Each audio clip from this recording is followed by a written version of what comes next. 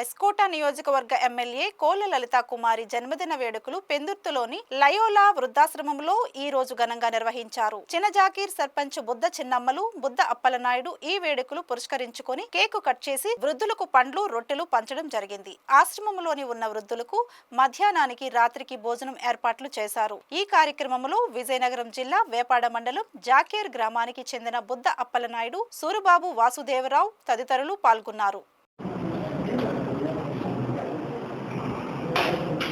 Loyola వృద్ధాశ్రమం director దొడ్డి ప్రకాష్ మాట్లాడుతూ ఎవరూ అనాథలుగా చనిపోకూడదని, అటువంటి వారు ఎదురైతే తమ ఆశ్రమానికి అప్పజెప్పాలని తెలియజేశారు. ఎమ్మెల్యే గారైనటువంటి లలిత కుమారి గారు పుట్టినరోజు సందర్భంగా మాకు ఇక్కడ అన్నదానం చేస్తున్నారు. చాలా సంతోషం.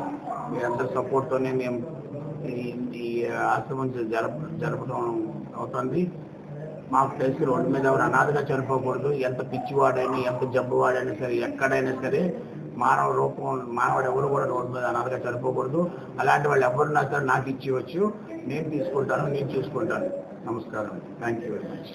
ఈరోజు మా శృంగవరకోట నియోజకవర్గ ఎమ్మెల్యే కోల లలిత్ కుమార్ గారి జన్మదిన శుభాకాంక్షలు ముందుగా తెలియజేస్తూ, ఈరోజు నియోజకవర్గం మొత్తం పండుగ వాతావరణంలో ఉందండి.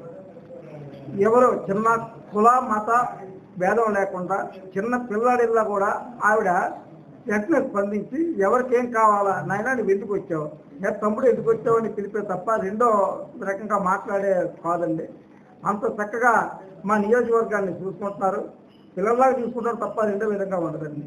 అందుకే ఆవిడ పుట్టినరోజు నిమిత్తం ఈవేళ ఇక్కడ కార్యక్రమం ఏంటంటే, ఈరోజు మధ్యాహ్నం రాత్రికి కూడా లలిత్ కుమార్ గారి పేరు మీద ఇక్కడ భోజనాలు లయోలా అనాథాశ్రమంలో భోజనాలు ఏర్పాటు చేయాలని చెప్పేసి ఏర్పాటు చేశామండి.